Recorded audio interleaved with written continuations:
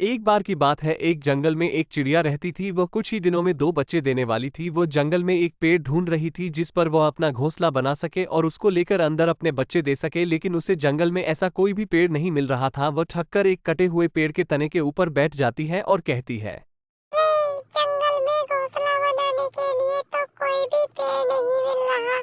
अब मैं क्या करूंगी? मैं कैसे अपने बच्चे पालूंगी? चिड़िया ऐसा कहकर जंगल में आगे की ओर चली जाती है। चिड़िया बहुत ही ज्यादा दुखी थी, लेकिन कुछ दूर जंगल में चलने के बाद उसे एक बड़ा सा पेड़ दिखाई देता है और वो चिड़िया उसे पेड़ के ऊपर अपना घोंसला बनाने की सोचती है।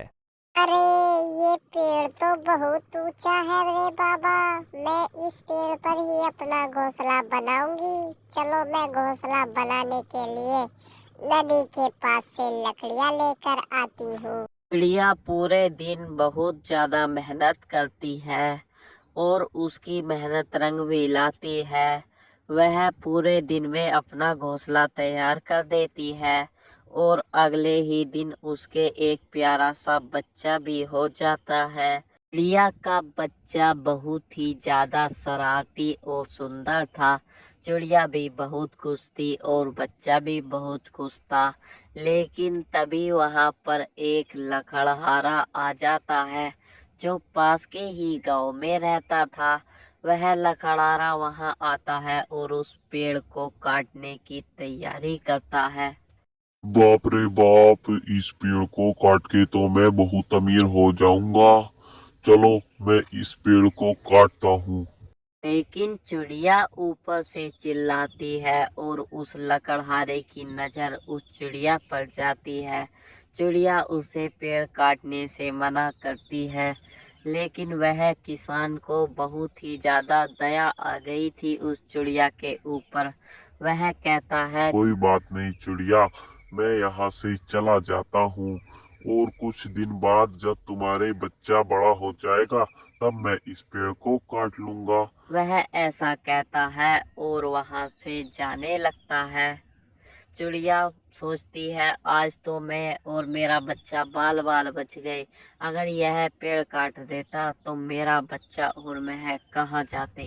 चिड़िया अपने बच्चे के लिए भोजन करने के लिए नदी के किनारे चली जाती है और वहाँ उस पेड़ को बहुत ही ज्यादा दिक्कत हो रही थी, क्योंकि चिड़िया का बच्चा बीटें कर रहा था और वह कहीं और जाता भी नहीं था। इसलिए पेड़ कहता है, अरे ऐसे तो ये चिड़िया और चिड़िया का बच्चा मेरी जिंदगी खराब कर देगा। अभी मैं इस चिड़िया के बच्चे को हिलाकर नीचे गिर दूंगा। पेड़ अपनी ताकत दिखाता है और उसे नीचे घेर देता है। वहाँ चिड़िया आती है और अपने बच्चे को मरा हुआ देखकर सदमे में पड़ जाती है और जमीन पर गिर जाती है। चिड़िया कुछ घंटों के बाद उठती है और वहाँ से चली जाती है। चिड़िया बहुत ही ज्यादा दुखी थी। लेकिन उस किसान को आज कोई भी पेड़ जंगल में काटने के लिए नहीं मिला था। वह चिड़िया के बच्चे को देखता है और कहता है, अरे ये चिड़िया का बच्चा कैसे मर गया? चिड़िया ने तो मुझसे सुबह कहा था तुम इस पेड़ को मत काटो। चलो कोई बात नहीं, चिड़िया का बच्चा तो मर ही गया है, अब मैं इस पेड़ को काट लेता हूँ। वह आदमी उस पेड़ को काटने लगता है और पेड़ को बहुत ही ज्यादा दुख लग रहा था, इसलिए वह बाद में पछताता है। अरे अगर मैं इस चिड़िया के बच्चे को नीचे गिर कर न मारता तो फिर मैं भी आज इस दुनिया में जिंदा रहता। अब ये किसान मुझे बिल्कुल भी नहीं छोड़ेगा। वह पेड़ को आधे से ज्यादा काट देता है।